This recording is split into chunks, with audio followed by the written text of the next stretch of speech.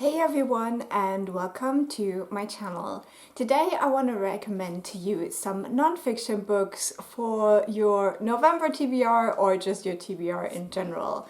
In November there is usually non-fiction November happening. I have never officially participated in that, but I think it is a very fun readathon idea, so if you're interested in it I will try to link something down below where you can go and check it out. But with the way things are going right now, I think we can all use a little bit more nonfiction in our lives to prepare ourselves, understand our world better, and just learn, empathize, and so on. So today I am going to recommend more general nonfiction books and not memoirs. When I made my list, I collected both, but then I realized it is way too many books, so I will have to do the memoirs at some later point. I don't think it will happen this month just because I do have a lot of plans of videos I want to put up for the second half of the month, but we will see what happens. Today we're just going to talk about nonfiction books that are not memoirs that I really enjoyed and I would highly recommend you go and read. Now, the biggest category I have right here are historical nonfiction books, so we're going to start out with those. These are set in different time periods and look at different things. Usually what I really enjoy in more historical works is when they kind of focus on everyday life of people. I'm not so much interested in big political things or the kings and queens and stuff like that. I like to know how normal people lived during that time. And so I guess we start this one off with the time when there weren't actually any people, and that would be The Rise and Fall of the Dinosaurs, A New History of a Lost World by Steve Brusatte. And this is a non-fiction book, as you would have guessed, about dinosaurs, which I am such a big dinosaur kid. I grew up in the 90s. Dinosaurs were all I was thinking about when I was a child. So this book was right up my alley. What I really enjoyed about this book is that next to, modern information you get on dinosaurs, what we know and what we don't know, you also get such a great insight into the work of people who study dinosaurs. So the balance of looking at the scientific process on the one hand and the things we know and don't know on the other hand, the information, it just really worked well for me and I enjoyed this book immensely. I know that the author has a newer book about mammals, so I definitely want to check that one out as well, but since dinosaurs is just such a buzzword for me, this one I had to get it immediately when it came out. Moving along in time a little bit, we are looking at the Romance, which is also something that I really am interested in. Rome is my favorite city because of all the historical sites we have there. And the other city that I think is so fascinating to visit is Pompeii. Pompeii is a Roman town that was destroyed by a volcano. Basically, there is a neighboring town called Herculaneum or Herculano, which I would recommend even more if you ever get the chance to visit. This book is about Pompeii and it is basically about the things we learn about everyday life from the ruins. And this is just very fascinating and just a topic that I absolutely love. And as I said, this focus on the everyday life is what really got me so interested in this book. So this is not so much about the end of Pompeii and the more horrific thing, but more of what did this town look like before it was destroyed, and again, what kind of scientific methods do we have to even find these things out. Now we're going a little bit more modern, and if you know me, I'm not a big fan of true crime, but this book did intrigue me because again, it focuses on everyday lives of normal common people, and that is The Five by Hallie Rubenhold. This is the untold lives of the women killed by Jack the Ripper. Now, when I was a teenager, I heard of Jack the Ripper for the first time in school when another student did a presentation on him, and it was very intriguing.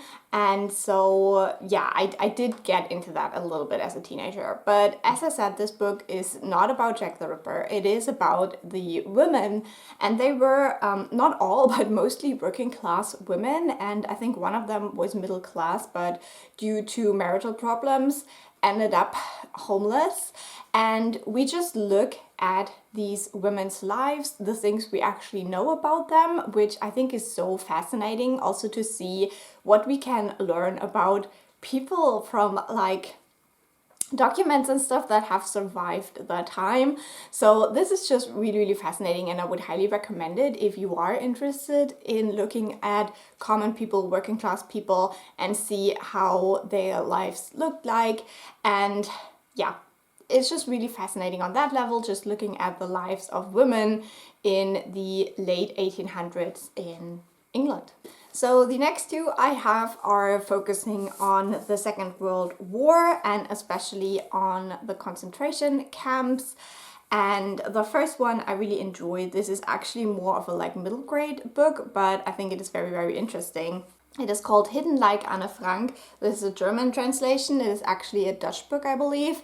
And this is a book where 14 people who were kids during the Second World War, Jewish kids, tell their stories. And compared to the Diary of Anne Frank, which is obviously a very sad story, these kids all survived. So it is a little bit of a different perspective because they were lucky, they were hidden but not discovered, and actually survived. I think some of the people in here actually were discovered and had to go to concentration camps but survived still.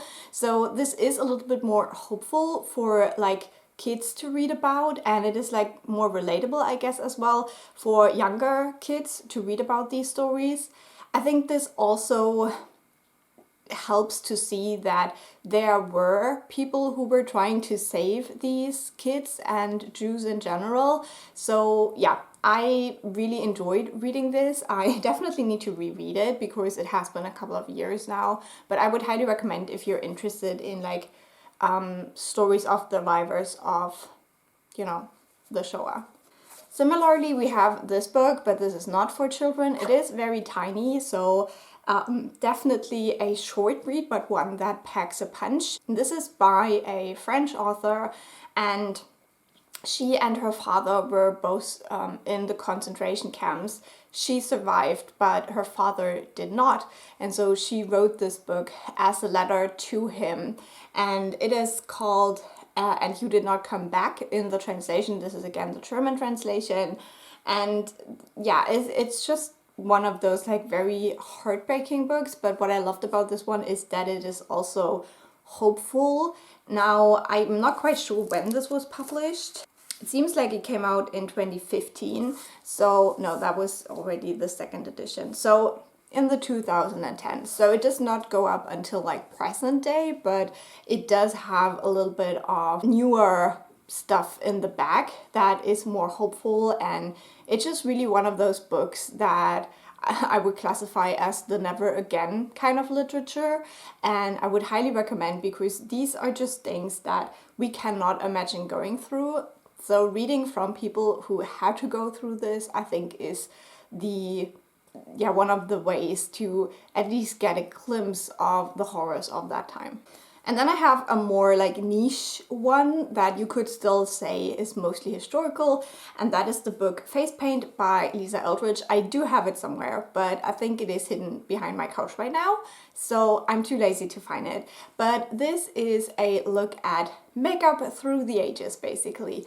And if you don't know, I was really into makeup in my 20s, so I really enjoyed this book. I also really enjoyed Lisa Eldridge's channel. She also has done videos about like old school makeup, and it is very, very fascinating the things people put on their faces for beauty, and the book is definitely a very interesting exploration of that and just going through the different times, what was considered beautiful, how it was tried to be achieved, how people used like very toxic and damaging things to achieve beauty, which would get them in a cycle where they would slowly destroy their skin or their health, and then always had to use like more of the product to like even, you know, poison themselves more. It's like very, very interesting to look into the history of that. And so yeah, if you are interested a little bit, then I would recommend that one. Now we're going more into the racism historical stuff. And the first one I want to recommend is The New Jim Crow. I had that one checked out from the library, so I do not own a physical copy myself, but it is a very, very great book. I really enjoyed this one. And this one, we are looking at the prison system, the incarceration system in the US, and kind of tracking how this still upholds a lot of the like racist ideas of the Jim Crow era through the prison system, how the system is rigged to mostly affect men of color and especially black men. So this is such an interesting book to look at, especially as a German. I didn't really know a lot about the US incarceration system, so I think the book did a great job of portraying it and getting across enough information that I, as an outsider, was able to understand what's going on there. And I think it is, yeah, just important that we look at these structural institutions kind of that are upholding the racism for us in a way. So that's why I think this book is so important. The other one is more connected to my research in a way because I am interested in body weight. And this is Fearing the Black Body by Sabrina Springs, The Racial Origins of Fat Phobia. And I read this earlier this year. This will be one of the best books I have read this year, and I absolutely recommend this one if you are interested in this topic, body image, how we view bodies and stuff like that. And it was such a fascinating way to look at this through this racism lens, because it was something I hadn't considered before I saw this book coming out, and so I was really interested to see how this was connected. This book is also very historical because it goes through the different times and how we viewed bodies, how we viewed non-whiteness during that time, and yeah, how the rise of like racist ideas and body ideas, body weight ideas kind of coincide and connect to each other. It was really, really fascinating, and I highly recommend this book. Okay, the next books are more in the LGBTQIA plus realm of things. And the first book I wanted to recommend is an audiobook that I listened to a couple of years ago, and that is Real Queer America.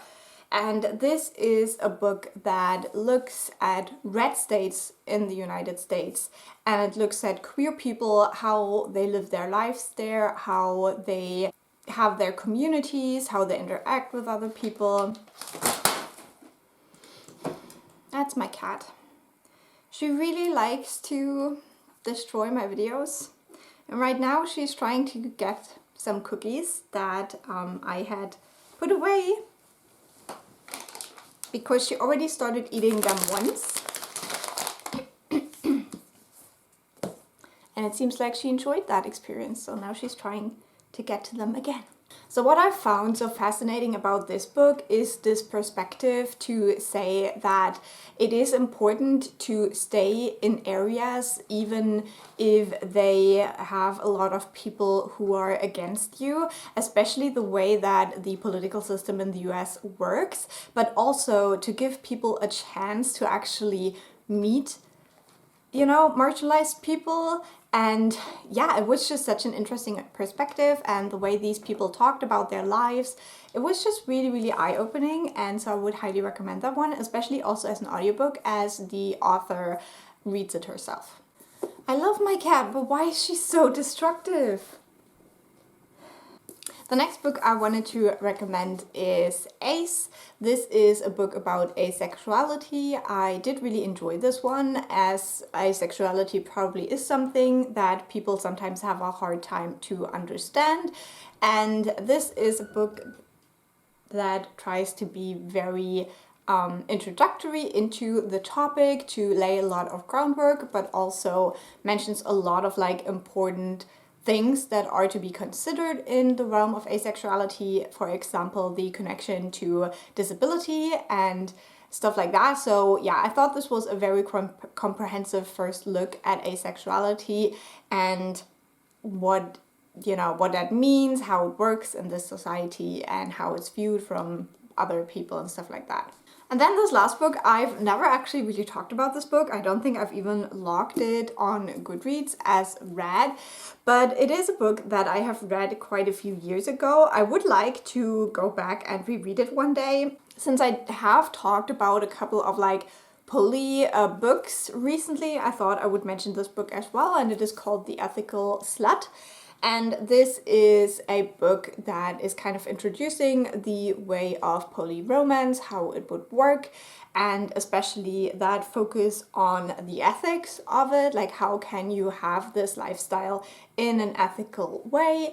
It talks a lot about communication, which is very, very important, especially if you're living in like non-traditional relationships, but also for more traditional relationships. I think we can all learn to communicate better with our partners. So I would recommend this one, even if you're not interested in being poly. It is just a very interesting look at like clearly communicating your needs and your wants with your partners. Now, talking about communication, another book that I really liked and really enjoyed last year was Nonviolent Communication. Again, this is a book that focuses a lot on how we communicate our wants and needs, not only to other people, but also to ourselves. And I think that is what I really took away from this book, the way that we talk to ourselves. And I'm not saying that I have fully implemented what is said in this book. I definitely want to reread this as well, just to remind myself of the things that are in here. But I think that this really helped me to figure out what I want, what I need, what my goals are in my life. And yeah, that was just really, really helpful to just get a deeper understanding of myself in that regard as well. But this is also about how we listen to other people and how we find compromises with other people, and that having a compromise isn't always the best thing. So this book has definitely also given me interesting perspectives for my professional life. And then the last book I wanted to recommend for today, as I already talked a little bit about asexuality and disability. This book is on disability. It is called Disability Visibility. This is a collection of essays, so we have a ton of different authors who just invite us to look into their lives. There's also some historical texts on disability in here that were very interesting. This is a look at a ton of different topics through this disability lens. There is stuff about parenthood, there is stuff about relationships and sexuality, there is stuff about just the consequences of certain disabilities, how they affect everyday life. There is stuff about disability rights and, for example, the legalization of ending your own life. I'm not quite sure what that's called in English right now, but yeah, it's just a great collection. Again, I think it is a great entry point into this topic of disability. If you have never ever thought about this, I would highly recommend you check this one out. Now, I have two reading vlogs where I have read a couple of these books in the past, so I will link those down below. I will link the vlog where I read Pompeii and the Five, and then I will also link the vlog where I read Disability, Visibility and 2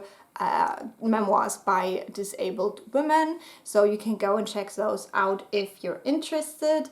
But this is my list. I would love to hear your recommendations. What are your favorite non-memoir, non-fiction books that you've read recently? I would love to hear about that.